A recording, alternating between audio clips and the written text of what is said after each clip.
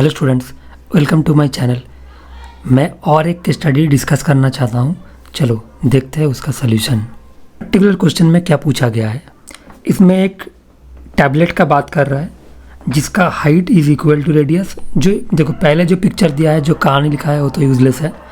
Basically जो important part है, देखो a cylindrical camphor tablet whose height is equal to is radius and evaporates when exposed to air such that at the rate of reduction of its volume is proportional to its total surface area.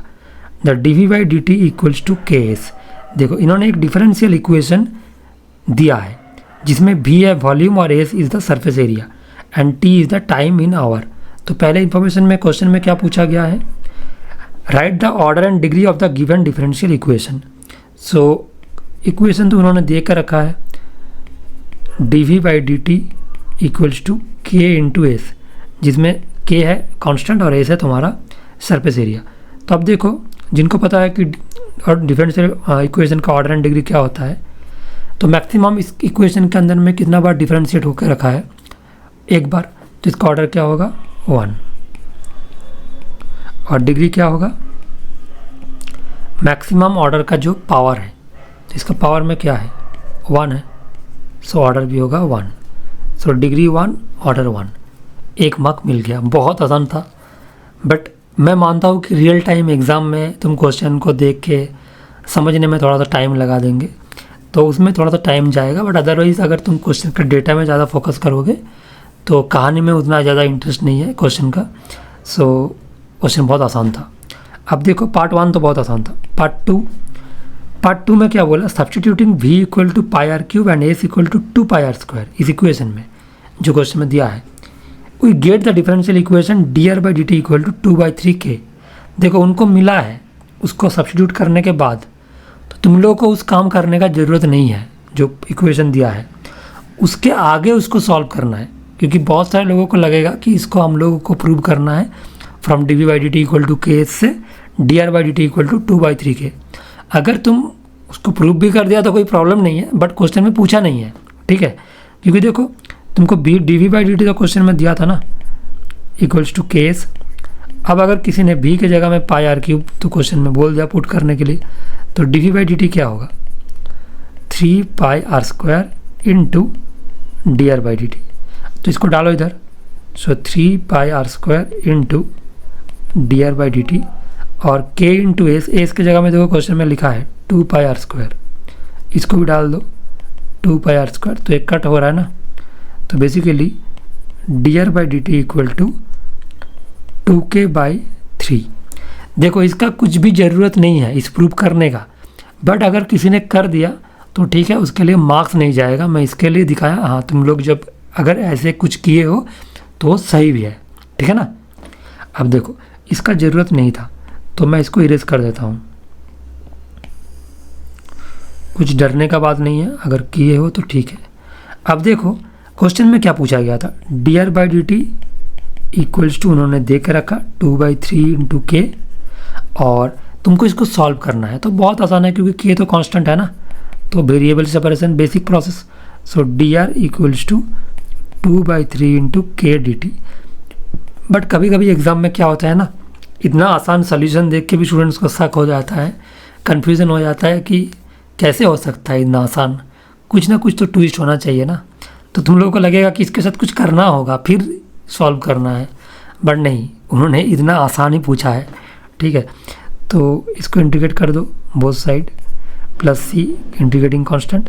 So r equals to 2/3 plus c. अभी घर से तुम लोग कितना difficult differential equation करके गए थे, और अब एग्ज़ाम में इतना आसान आ जाएगा तो किसी को बिलीव ही नहीं होगा ना कि इतना आसान कैसे हो सकता है। अब देखो नेक्स्ट क्वेश्चन में क्या पूछा गया, अभी इसमें क्या लिखा है, solve it given that r0 equal to 5 mm। तो अब इसमें क्या करना है, तुम r के जगह में 5 डाल दो और t के जगह में 0 डाल दो। तो लिखो at t equal to 0 r equals to 5, मतलब 5 mm।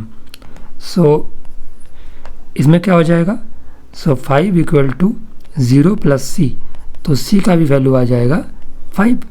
अब रिक्वायर्ड सॉल्यूशन क्या होगा, so required solution r equal to 2/3 KT plus 5। बस अगर तुमने इस स्टेप को भी कर दिया, पहला का आंसर तो ये दोनों था, तो तुमको और 1 मार्क्स मिल जाएगा, क्योंकि इसमें 1 मार्क है, ये दिखाने के लिए 1 मार्क। अब जो थर्ड पार्ट है, थर्ड पार्ट में क्या पूछा गया, वो भी काफ़ी आसान ही है, बट रियल टाइम में थोड़ा सा तुम लोग को डिफ़िकल्ट लगेगा, ये मुझे लगता है। अब देखो क्वेश्चन नंबर 3 में क्या पूछा, ए में 3 का पार्ट है, if it is given that r equals to 3 mm when t equals to 1 hour, find the value of k। अब देखो इस इक्वेशन में, जो इक्वेशन हम लोगों ने निकाला, इसमें k अननोन है ना, तो अभी वो लोग चाह रहे हैं कि तुम k को भी निकालो, उसके लिए कंडीशन दे दिया, ठीक है। तो अब k के लिए हम लोग क्या करेंगे, r equals to 3 mm when t equals to 1, find the value of k। तो अब इसमें डालो,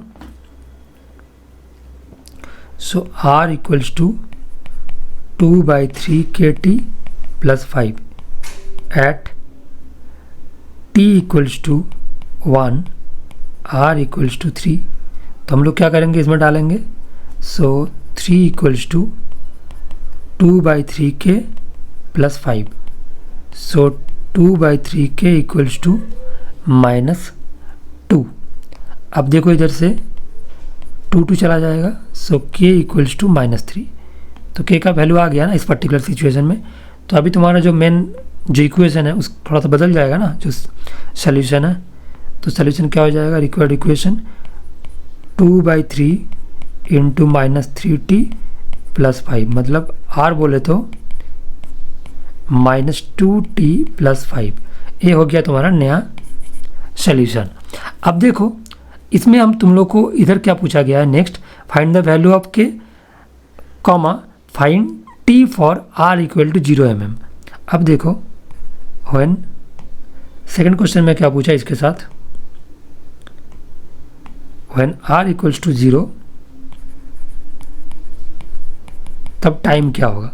तो देखो इसमें डाल दो, तो 0 इक्वल्स टू -2t प्लस 5, तो इधर से t आ जाएगा 5/2, बट इसका यूनिट होगा आवर, क्योंकि जब r दिया है मिलीमीटर में दिया है, तो उसके अकॉर्डिंगली पूरा क्वेश्चन चला है ना, तो t आ जाएगा 5/2 आवर।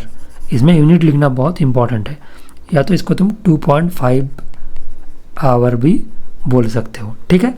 अब देखो नेक्स्ट क्वेश्चन नंबर बी में क्या पूछा था, 3 का पार्ट बी में, और जिनको हो गया तो उसको तो और करने का ज़रूरत नहीं है, बट अगर किसी को लगता है कि और किया है तो उनके लिए देखो बी में क्या होगा, it is given that r equals to 1 mm when t equals to 1 hour। तो इसमें कंडीशन चेंज कर दिया, तब find the value of k।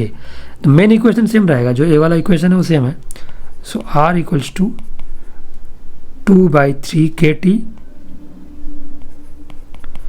Plus 5। अब इसमें डालो, इसमें जो कंडीशन दिया है उसको डालो। कंडीशन क्या है, r equals to 1 when t equals to 1, so at t equals to 1 r equals to 1 implies r के जगह में 1, 2/3 k प्लस 5, तो बेसिकली 2/3 k इक्वल्स टू -4, काटो इसको, तो k इक्वल्स टू -6। अब k का वैल्यू निकाल दिया तो इसमें भी 1 मार्क मिल जाएगा, और फिर और 1 मार्क किसके लिए है, नेक्स्ट पूछा गया है, hence find t equals t for r equal to 0 में same question. So at when r equals to 0, when r equals to 0, so 0 डाल दो, 2/3 इंटू k के जगह में -6 इंटू t प्लस 5, तो t क्या बन जाएगा, t हो जाएगा, देख लो 5/4, तो आ जाएगा 1.25 आवर। बस काम ख़त्म। मैंने डायरेक्टली कर दिया, इक्वेशन को और एक बार नहीं लिखा, क्योंकि पहले तुमको लिखना चाहिए था कि r इक्वल्स टू -6 अगर डाल देंगे, सो -4t प्लस 5। अब इसमें अगर r के जगह में 0 डाल देंगे तो t इक्वल्स टू 5/4, ठीक है। तो क्वेश्चन में, तो क्वेश्चन बहुत आसान था, क्वेश्चन बिल्कुल डिफ़िकल्ट नहीं था, बट क्वेश्चन इसलिए मैं थोड़ा बहुत डिफ़िकल्ट मान रहा हूँ क्योंकि तुम लोगों रियल टाइम में जब तुम एग्ज़ाम दे रहे हो तो केस स्टडीज़ को थोड़ा सा इतना लंबा क्वेश्चन को पढ़ के समझ के, और क्वेश्चन में समझ में ये आना चाहिए कि ये क्वेश्चन ज़्यादा मतलब इस पर्टिकुलर प्रोसेस में होगा, और ज़्यादा डिफ़िकल्ट नहीं है, तो इसको एसेस करना थोड़ा सा डिफ़िकल्ट होता है रियल टाइम में। तो इसके हिसाब से क्वेश्चन मॉडरेट लेवल है, ठीक है। तो ठीक है, आई होप तुम लोगों को समझ में आ गया।